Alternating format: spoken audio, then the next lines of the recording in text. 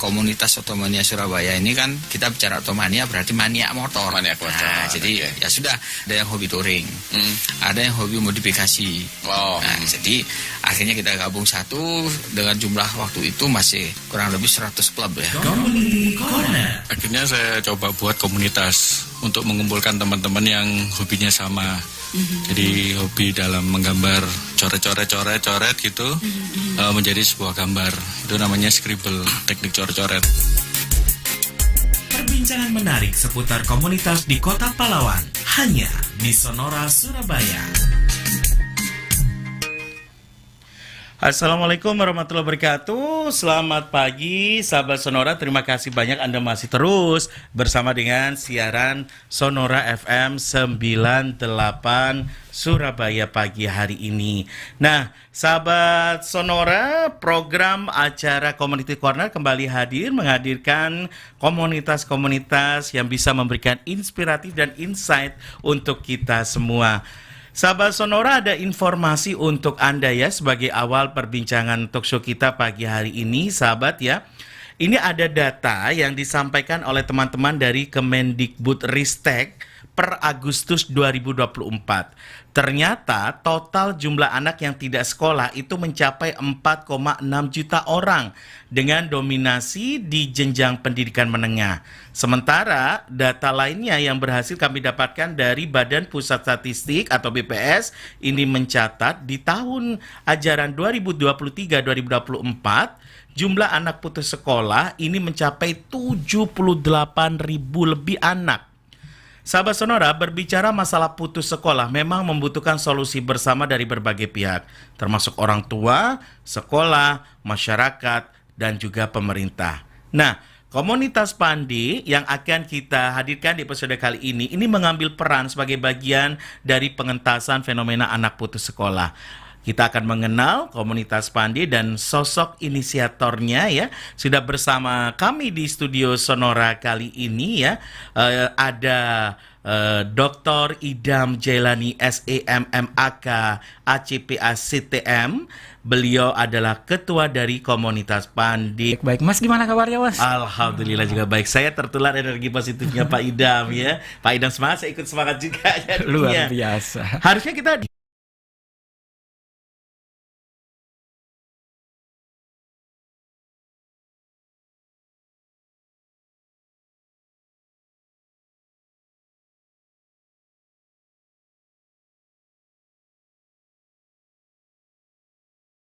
pendidikan seperti itu. Tapi community yang beliau asuh atau bina itu luar biasa, Mas Andre. Jadi beliau kan memberikan semacam beasiswa beliau. Nah, itulah kenapa hari ini kita hadirkan beliau di sini untuk kita bersama-sama menciptakan Pandi community yang lain ataupun bergabung dengan beliau gitu ya. Dan sebenarnya kita pengen tahu nih bagaimana sih beliau bisa membesarkan ini seorang diri dalam tanda kutip ya, walaupun dengan 10 rekan-rekan beliau dalam komunitasnya. Kan ini funding mandiri gitu ya. Betul. Nah, tata caranya ini kadang orang itu goodwill-nya sama, tapi how to do-nya bingung. Betul. Nah, itu yang kita mau bedah dari beliau. Tadi ya, kita sudah balance ya. Saya selalu memberikan bahwa di setiap lingkungan itu pasti akan menciptakan opportunity, Bu Titis. Tadi saya sampaikan juga bahwa kita harus pandai melihat situasi. Karena di situasi itu akan selalu menciptakan opportunity. Saya demikian juga kalau dibilang challenge-nya dalam melanjutkan pendidikan banyak juga ya. Di mana-mana mungkin mahasiswa S3 itu dan itu utamanya apa, Bu Titis? Pasti challenge-nya adalah ekonomi ya. Kendala pembiayaan, betul. Tapi bagaimana kita tinggi sekali.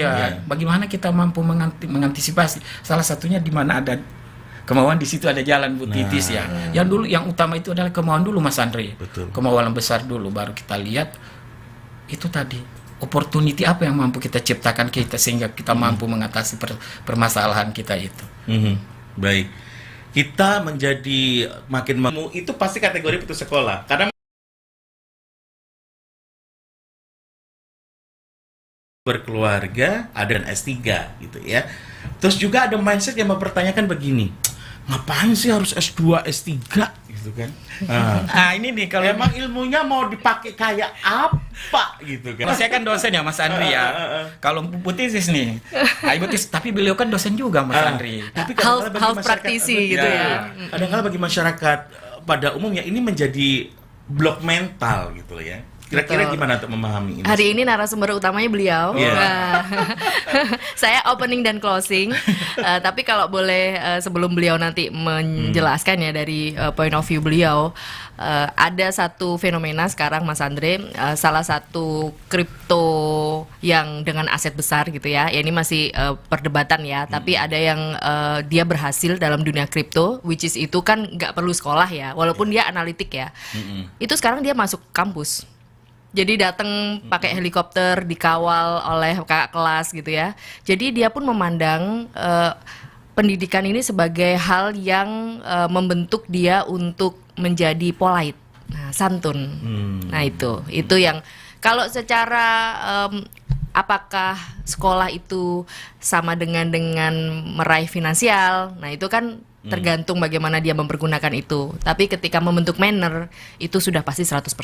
Nah, mungkin kalau dari saya seperti itu, Prof Idam bisa menjelaskan lebih detail. Prof Idam, pentingnya melanjutkan pendidikan. Kenapa ini sangat mendarah daging di jiwa Anda gitu? Pasti ada satu hal yang memicu Anda membuat itu. Teman-teman juga, karena di setiap potensi manusia itu kan beda-beda Mas Andri. Mas Andri punya potensi lain, Bu Titis punya potensi lain, saya punya potensi lain. Dengan kolaborasi yang ada di situ, kita mampu menciptakan sesuatu hal yang baru yang menciptakan peluang ke depan ya Mas Andri. Dan dengan menjawab tantangan tadi. Sederhananya ya di dalamnya. Kadang-kala kita udah niat, tapi di tengah perjalanan belajar, menjalani pendidikan, ada aja distraksi yang kita alami. Dan itu challenging banget karena kita harus mewujudkan setting goal kita, akhir perjalanan pendidikan kita mau sampai lulus kan tujuannya kan. Nah kadang-kala di sesi-sesi itu gimana tetap memantapkan pikiran, hati sehingga berpengaruh pada output perilaku ini tetap fokus kepada tujuan kita untuk sukses belajar, Prof Idam. Komitmen Mas Andre. Kalau kita sudah berkomitmen dengan sesuatu hal, saya ingin melanjutkan pendidikan. Akhirnya kita mengalah di tengah jalan mana yang terbaik untuk kita. Nah, tetap agar komitmennya lah, semangat itu tetap terjaga. Shortcutnya apa deh? Ketika kita bete, udah agar solusinya cepat langsung kembali ke target asal gitu. Silakan. Kalau gimana Bu? Prof Idam atau pengalaman dari Anda berdua perjalanan hidup bisa saling sharing. Ya, kalau sahabat Sonora tahu tambahan profilnya Prof Idam ini, beliau adalah salah satu mentor saya dalam menyelesaikan S3 gitu ya. Jadi mindset bahwa kita harus memenangkan diri kita sendiri untuk tidak kalah gitu. Apakah ada di satu titik waktu saya penyelesaian S3 kemarin kan karena saya sambil sibuk ya itu bagi kalau soal belajarnya oke lah gitu ya, tapi kalau udah mengalahkan kesibukan untuk menyelesaikan pekerjaan, nah ya edukasi, nah itu memang butuh pertaruhan. Nah saya kemudian ada satu titik yang memang nanti dulu, postpone dulu, makanya saya sempat delay semester nggak ngerjain sama sekali.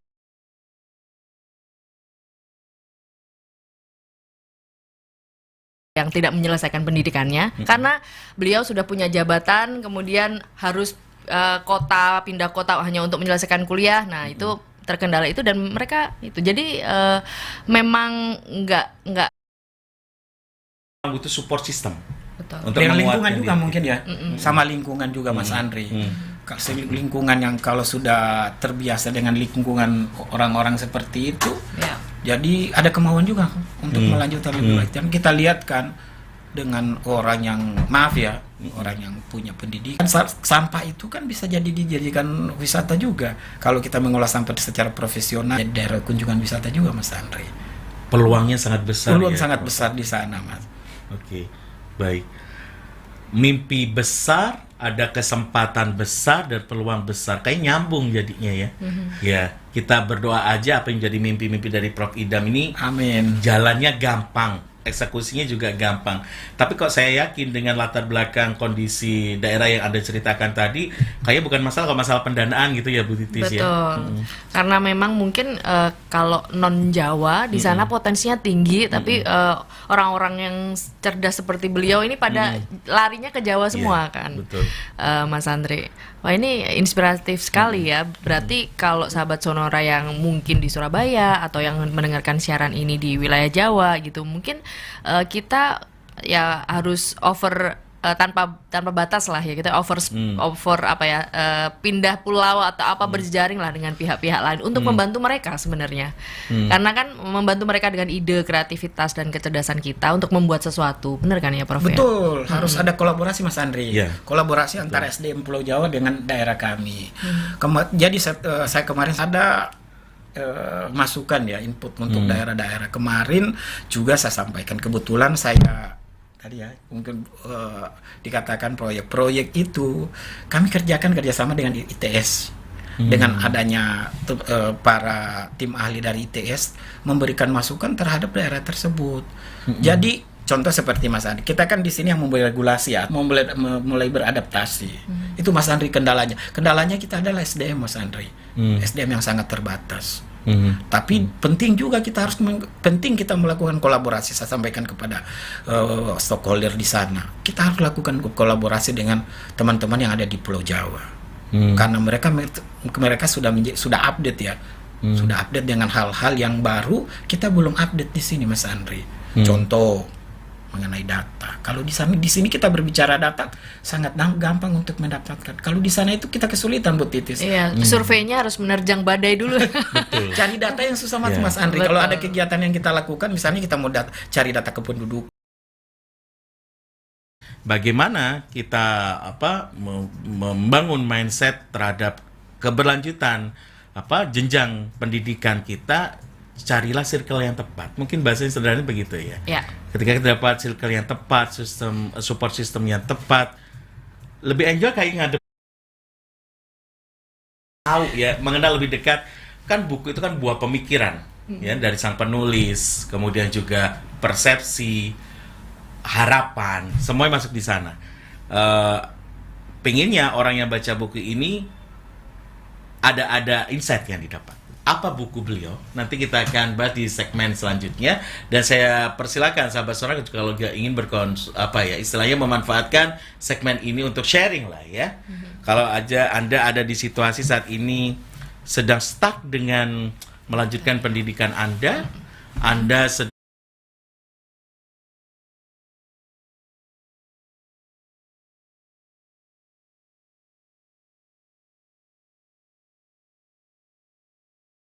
live chat yang tersedia di aplikasi Express Radio. Gampang kan? Ayo dengerin Sonora dengan pengalaman yang lebih seru. Visual Radio. Download aplikasi Express Radio sekarang juga. Kelewatan berita dan informasi sepanjang hari ini. Polres Penajam Pasar Utara Provinsi Kalimantan Timur bekerja sama dengan tim Laboratorium Forensik Mabes Polri Cabang Surabaya. Jangan khawatir, dengarkan Ngopi Sore Sonora, menghadirkan rangkuman liputan dan berita sepanjang hari dari tim redaksi Sonora Network. Dari Denpasar, Balai Wilayah Sungai BWS Bali Penida mulai melaksanakan pengerukan di Waduk Muara Nusa Dua yang merupakan muara Tukat Badung sebagai langkah awal mengurangi risiko banjir di kawasan hilir.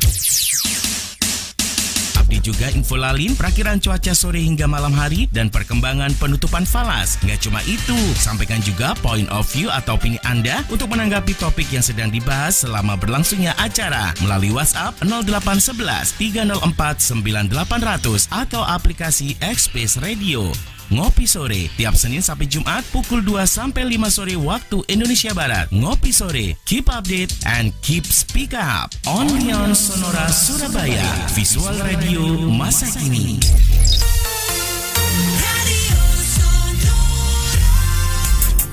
Kembali akan Anda ikuti Community Corner, perbincangan menarik seputar komunitas di Kota Pahlawan.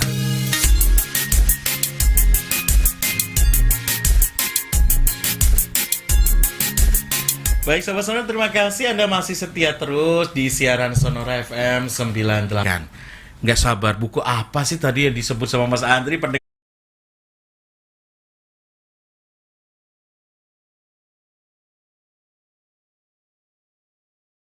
10 kali mungkin gagal baru bisa mampu menyelesaikan S1. Oke.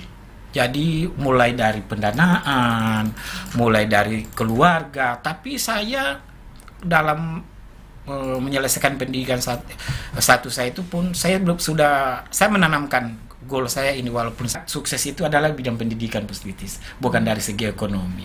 Nah, itu kalau saya lama menyelesaikan